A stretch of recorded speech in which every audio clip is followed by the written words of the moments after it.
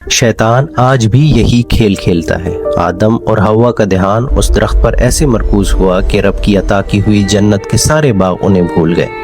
ان کی سوچ ایسے مغلوب ہوئی کہ وہ رب کی عطا کی ہوئی باقی تمام نعمتوں کو ایک لمحے کے لیے جیسے بھول گئے اور اس ایک درخت کی کمی اور محرومی کے احساس کا شکار ہو گئے جو کبھی ان کے لیے تھا ہی نہیں۔ شیطان آج بھی یہی کھیل کھیلتا ہے۔ وہ ہماری نظر اس چیز پر جما دیتا ہے جو ہمارے پاس نہیں، اور پھر ہمیں وہ سب کچھ نظر آنا بند ہو جاتا ہے جو رب نے پہلے ہی ہمیں دے رکھا ہے۔ کبھی وہ ہمیں اس رشتے کی کمی میں الجھا دیتا ہے جو ہماری زندگی میں نہیں، کبھی اس نوکری کی فکر میں جس کا ہمیں انتظار ہے، کبھی اس موقع کے غم میں جو ہمارے ہاتھ سے نکل گیا، اور کبھی اس دعا کے جواب کے انتظار میں جو ابھی ہماری مرضی کے مطابق ظاہر نہیں ہوئی۔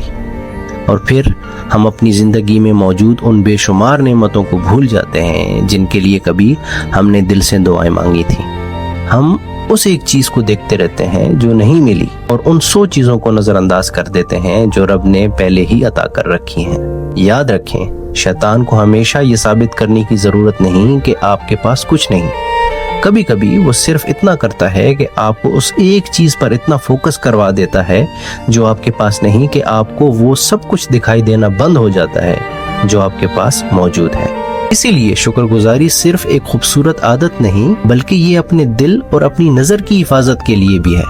شکر گزاری کا مطلب یہ نہیں کہ آپ مزید کی خواہش نہ کریں، دعا کریں، کوشش کریں، اپنے خوابوں کے لیے آگے بڑھیں، مگر جو ابھی نہیں ملا اس کی وجہ سے اس رب کی عطاؤں کو مت بھولیں جو پہلے ہی آپ کی زندگی میں موجود ہیں۔ کبھی اپنی نظر اس چیز سے ہٹا کر بھی دیکھیں جو آپ کے پاس نہیں، اور ان نعمتوں کو گنیں جو رب نے آپ کو بغیر مانگے عطا کی ہیں۔ شاید آپ کو احساس ہو جس زندگی کو آپ معمولی سمجھ رہے ہیں، کبھی یہی زندگی آپ کی سب سے بڑی خواہش تھی۔